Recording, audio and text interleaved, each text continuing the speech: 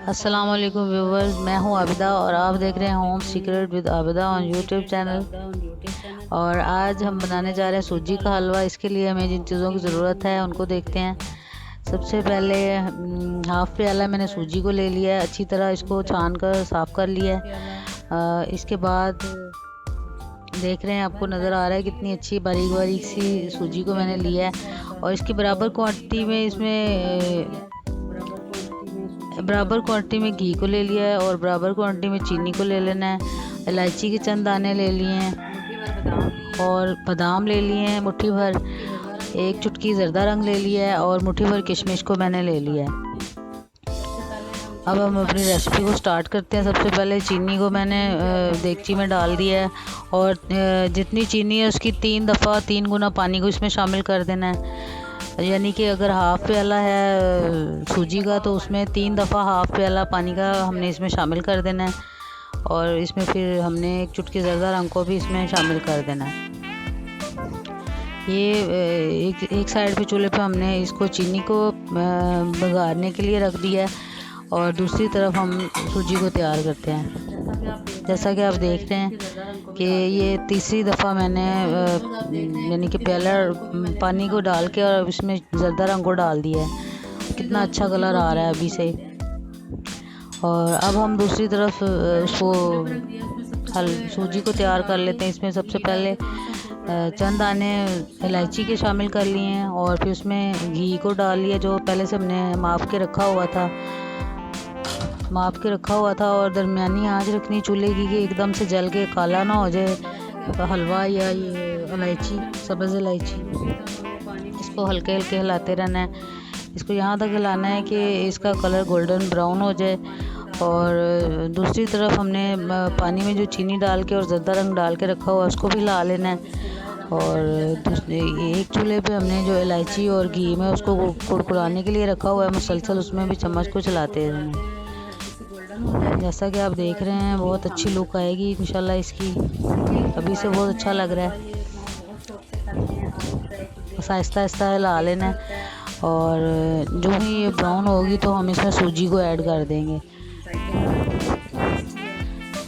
जो ही ये ब्राउन होने को आएगी तो इसमें सूजी को ऐड कर देना है। और अब ये घी खोलने लग गया। अब इसमें मैंने सूजी को शामिल कर दिया। सूजी को शामिल करने के बाद मुसलसल चम्मच को हिलाते रहना है, चम्मच को रोकना नहीं है। सूजी नीचे लग के फिर जल भी सकती है। और बहुत अच्छी खुशबू आने लगी है इसमें इलायची की। दूसरी तरफ मैंने चीनी और पानी को जो शामिल करके पकाया था उसको मैंने नीचे उतार के रख लिया है चूल्हे से। और उसके ऊपर मैंने पानी में बादाम डाल के ऊपर रख दिए हैं ताकि उनको छिलका आसानी से उतर सके। ये देखें जैसा कि आपके सामने है। इसको मैंने चूल्हे पर रख दिया है कि बादाम आसानी से उतर सकेंगे इसके फिर छिलके। और दूसरे मेलूल को मैंने नीचे उतार के रख लिया जिसमें मैंने चीनी शामिल की थी। चीनी शामिल बादाम हल्की आंच पे रखना है इनको भी, ताकि एकदम से सारा उनका जो होता है बादाम की अफादियत वो ख़त्म ना हो जाए। और इस तरफ जो मैंने रखा हुआ था सूजी को घी के अंदर, वो भी गोल्डन ब्राउन होनी शुरू हो गई है। चम्मच को मुसलसल चलाते रहना है, रोकना नहीं है वरना सूजी नीचे लग जाने का ख़तरा होता है।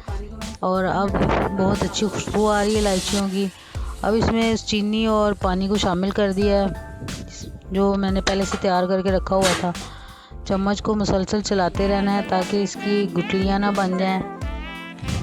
और पानी डालते वक्त थोड़ा एहतियात से डालना है क्योंकि खोलते हुए जब घी में डालते हैं तो घी उछलकर ऊपर भी डल सकता है। दूसरी तरफ मैंने बादाम के छिलके उतार कर उनको तैयार कर लिया है गार्निश के लिए।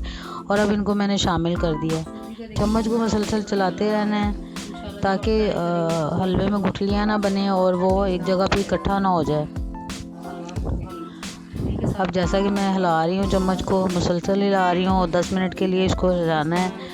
और फिर इसको फाइनल लुक देते हैं और फिर इसको डिश आउट करेंगे इंशाल्लाह।